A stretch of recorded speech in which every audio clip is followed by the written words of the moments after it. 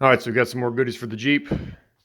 This time, headlights. Got Morimoto Sealed 7 2.0 headlights and some GTR lighting anti-flicker harnesses, basically, for correcting CAN bus errors and flickering lights from pulse width modulated stuff like on Jeeps. So these are pretty cool. Got them from Headlight Revolution. I'm sure you can look them up online. 4 projectors in there. Low beam is the bottom one, the sides, and then high beam, the top one comes on as well, so they call it a dual burn. It also has small LEDs in the corner. You can see those right there, 2 chips. One's amber and one's white.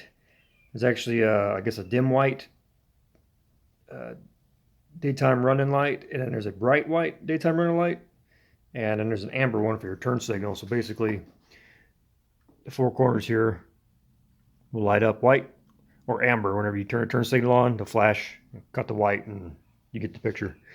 Come with H13 connectors, good weather sealed connectors, and then it's got some T-taps on these 3 wires. These are to run those daytime running lights and turn signals in the headlight.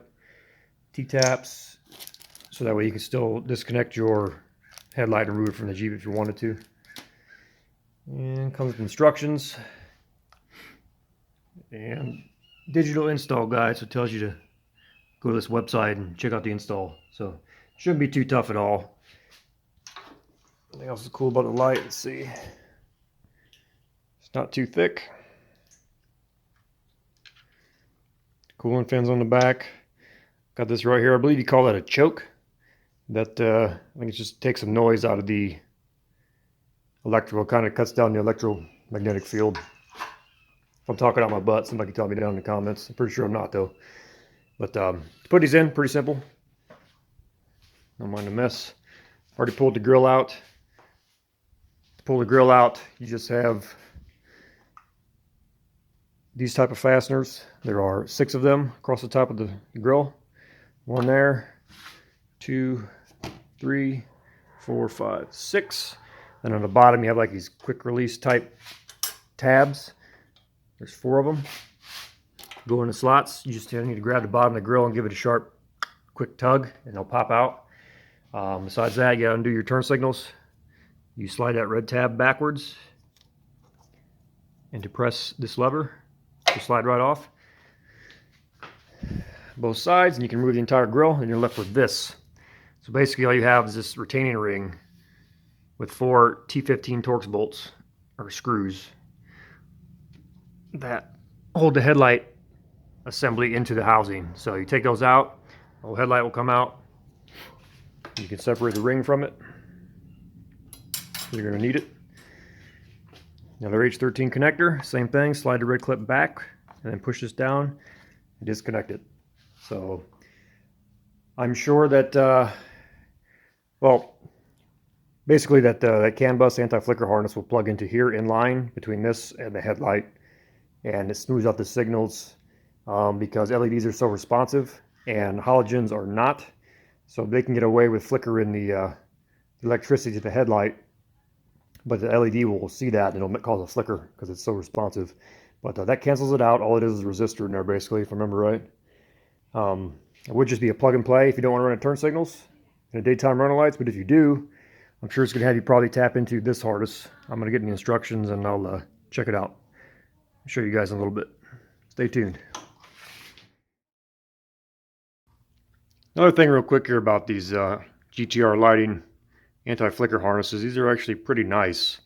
They are made out of, I think it's extruded aluminum. It's to help it cool off because they have resistors in there, or maybe a capacitor. I think it's what it is actually, capacitors. Whatever's in there, but yeah, nice, made out of aluminum. I don't know if you can tell right now. Yeah, it's got a seal all the way around it, so it should be watertight.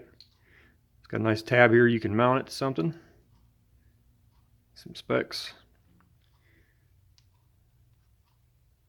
Sealed. You got a nice braiding over the wires to protect it from chafing.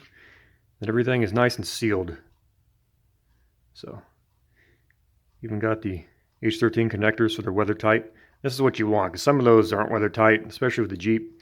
It's going to get scummed up. It's going to get nasty. And with that comes corrosion, and then your lights don't work. So these are pretty nice. I like these. GTR lighting. Come in a pair. Headlight Revolution. Alright, so here's a look at the headlights fully installed.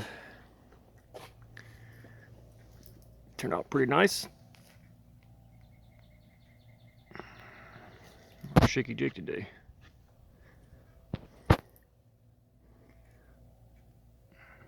Never mind a bug splatter. Took her out last night and tested it out. Got a nice beam pattern. Nice and bright. So.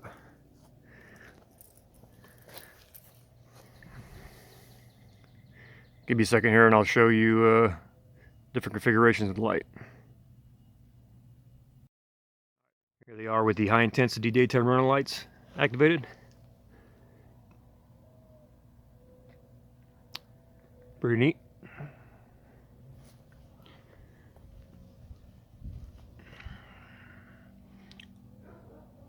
Four separate LED chips.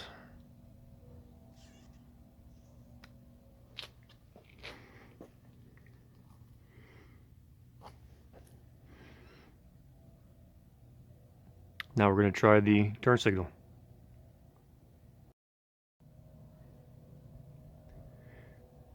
Well, right now I just got the hazards on so you can get the idea.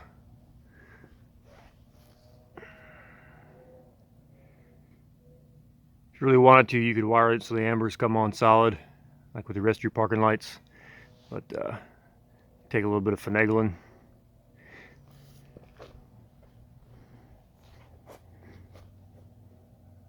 Let's turn the lights on.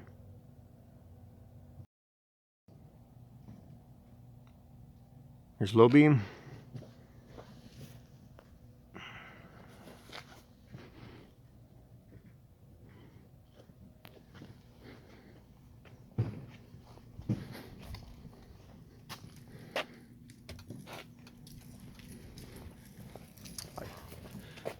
Got that back together pretty quick. Yeah, thanks. Practice.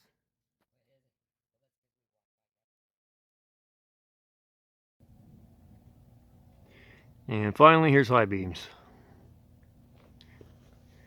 So everything's chooching. All four. Pretty cool. I'm happy with them. I think they look good. As long as they hold up, recommended purchase. No flickering, as you can see. So those anti-flicker harnesses work well also. So also highly recommended. Not too expensive either. Come in a pair. So again, thanks for watching. Till next time.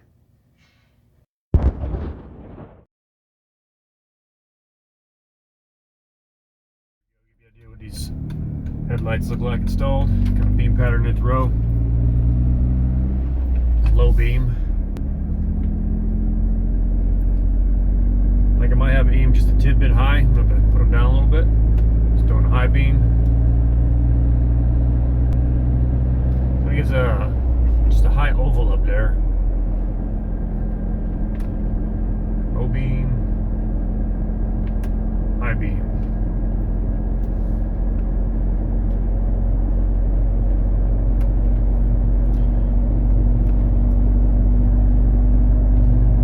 Fog lights too. Those are definitely aimed low, and you can tell the difference in lighting color.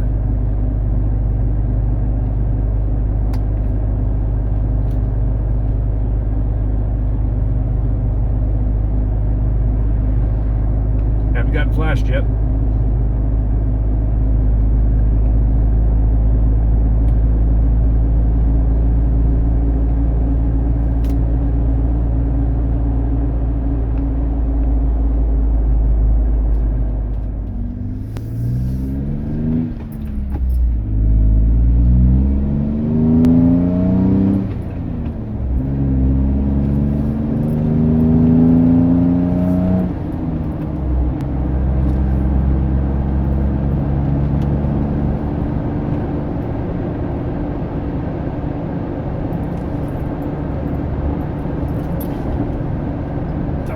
Beams too.